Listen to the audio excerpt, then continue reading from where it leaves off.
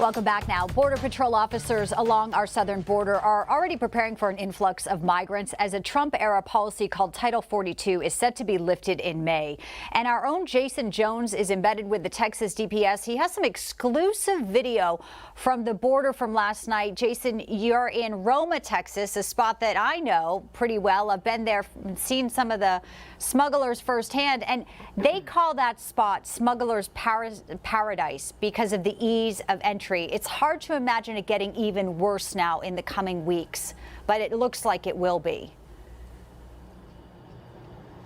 You know, it really is, and you know this area down here, so you know what I'm talking about. I mean, behind us is Miguel Alemán, one of the most violent regions along the southwest border, as two cartels are fighting for this plaza. But in the middle of that, you still have men, women, and children being smuggled right into this corridor. And take a look at this exclusive video that we took last night, literally right over my left shoulder here, where you see this island along with some of these deflated rafts here. This is where these folks were crossing last night, just on the other side of that island. And one of the things I want to tell you is that we saw hundreds and hundreds of people in lines that stretched from the Mexico side into the U.S.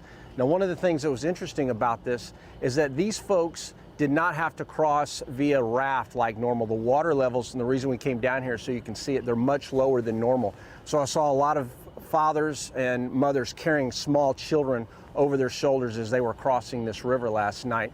But one of the things that I find really interesting, every time I come down here, you always see how dynamic it is and how things are always changing.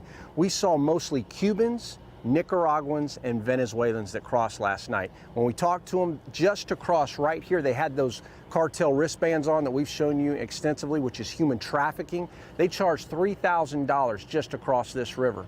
To come from Venezuela all the way up, and they've been on the road about a month, they said, and had paid about $5,000 just to be at this point in their journey. But ultimately ending up in Houston, Atlanta, Georgia, and Virginia is where most of them said they were going. But here's the one thing I really want to cover here.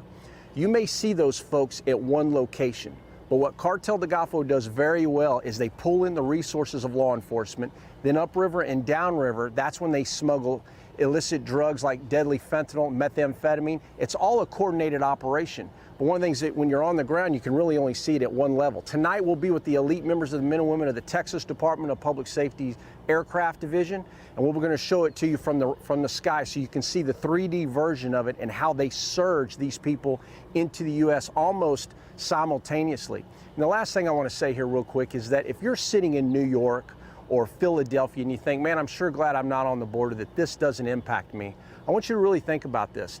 The overdose deaths impacting this country is directly linked to these cartels behind me. The hospitals in this nation that are being overrun, the schools, how is this impacting families and their children in school? As we are seeing now, it's going to be by the end of March, guys, over 1 million people crossing into this country in just 6 months. They don't stay at the border, as we've seen those secret flights. They go everywhere. Just real quick, about 20 seconds, Jaeson. My sources tell me, though, they're already holding meetings. They know these people are in encampments on Mexico's side, and they don't want them sleeping on the bridge there from Mexico into Roma, Texas, that they already know.